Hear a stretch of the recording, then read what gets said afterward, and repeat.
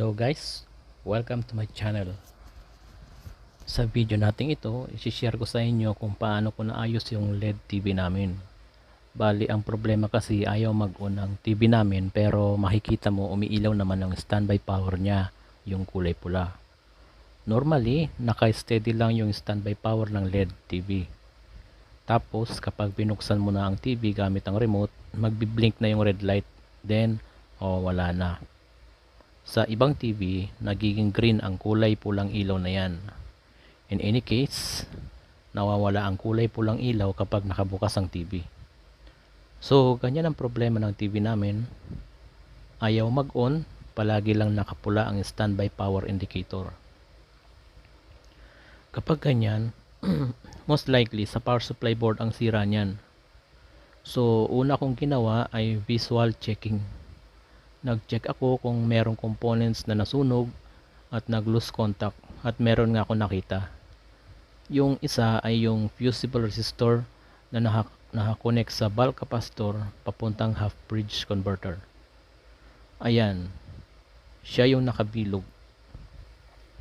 Pumutok yan. Kita naman dyan na natuklap na parte ng resistor, diba? So, nag-resistance check ako to confirm kung sira na ba talaga ang resistor. So, ayun nga, very high resistance ang nasukat ko, na ang ibig sabihin, pundido na yung resistor na yan. Kasi ang trabaho niyan para siyang fuse. Kaya nga tinawag na fusible resistor. Sobrang baba ng resistance niya. Ang value niya ay nasa 470 milliohms lang. And then, nag-voltage check din ako para malaman kung saang part ng power supply ang may sira. O yan. Nagsukat ako dyan sa may bulk capacitor. Una kong chinek yung voltage sa bulk capacitor sa primary side. Meron ako nasukat na 320 volts DC. So, ibig sabihin, okay ang part na yan. May output eh. 300 yan kasi yung normal na output ng converter dyan sa primary side. Then nag voltage check din ako sa secondary side sa mga output capacitor. So yun, may mga capacitor na walang output, katulad ng nakikita nyo dyan sa screen ngayon. Less than 1 volt, actually 0.4 volt lang ang nasukat ko. O edi nag-trace ako ng connection at nakita ko na nakakabit itong mga capacitor na yan sa output terminal ng LM7805 regulator. By the way, itong LM7805 ay isang linear regulator na may fixed output na 5 volts. So, ina-expect ko may masusukat ako sa output terminal doon sa pin number 3 niya na 5 volts. Kaso, kahit yung input niya doon sa pin number 1, wala rin ako masukat na power. So, trace ulit ako. Ayun, may nakita akong loose solder joints. Ayan. Nakita niyo ba guys kung saan dyan ang may loose solder joints? O, ayan. Binilugan ko na. Connection niya na mga MOSFET terminal connected sa output ng synchronous rectifier. Nag-continuity check ako and na-verify ko nga na walang connection ang MOSFET sa PCB dahil sa loose solder joints na yan. So, ang ginawa ko, sinolder ko lang ulit. Sa palagay ko, itong loose connection ang dahilan kung bakit pumutok ang fusible resistor ng half bridge converter. Ganyan kasi ang nangyayari sa mga switch mode power supply. Kapag nagkaroon ng fault sa isang location ng circuit, expect mo na may madadamay na ibang components. Ganyan kakomplikado ang switch mode power supply. Yung loose connection naman, nangyayari yan kapag medyo luma na ang isang appliances.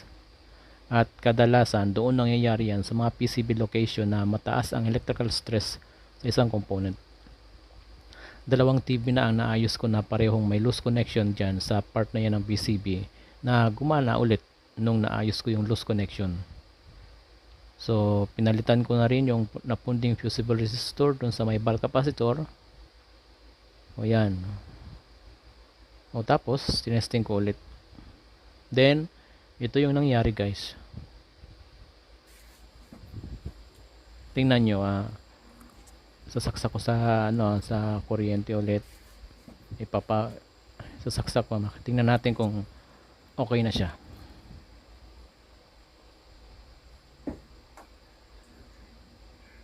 Haha, gulat ako dun.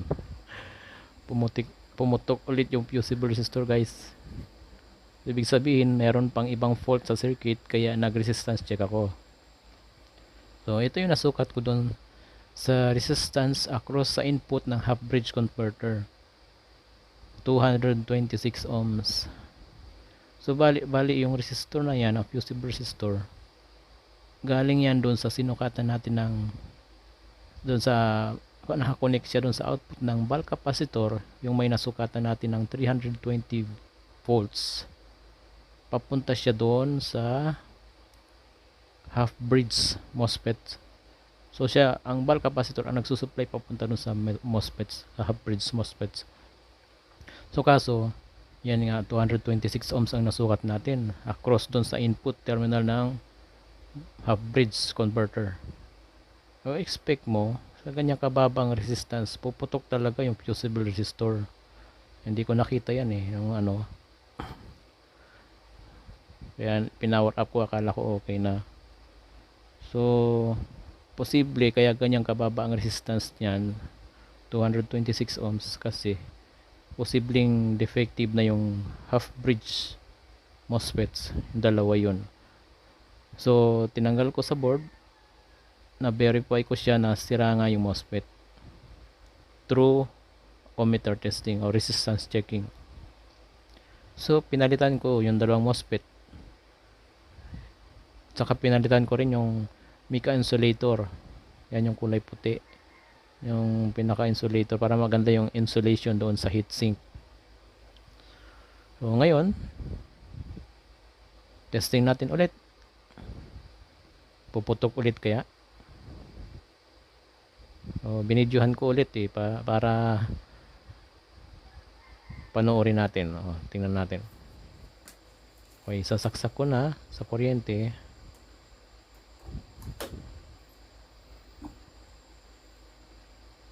Yan, may nakita ba kayong nag-spark, guys? Mukhang wala, no?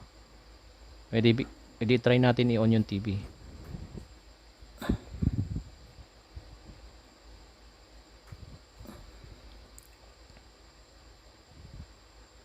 Nice.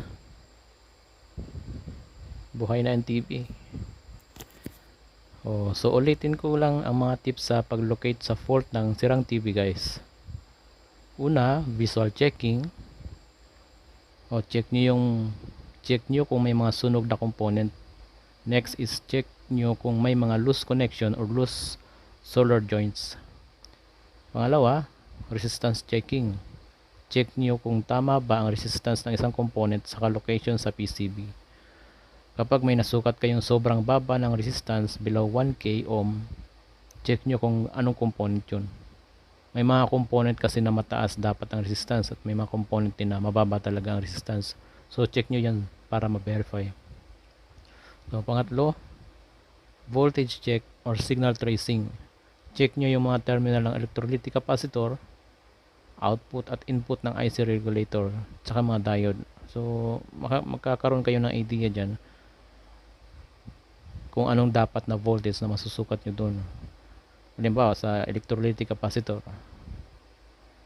ang pag tinignan mo yung body ng electrolytic capacitor, makikita mo yung voltage niya. Halimbawa sabihin natin 25 volts, expect mo yung masusukat mong voltage dyan normally nasa 12 volts to 15 volts. Yan, hindi siya lalagpas dyan sa 25 volts kasi yan yung rating ng capacitor Ngayon kung nasukat mo dyan is 1 volt lang o mas mababa pa, wala, may problema dyan sa location na yan.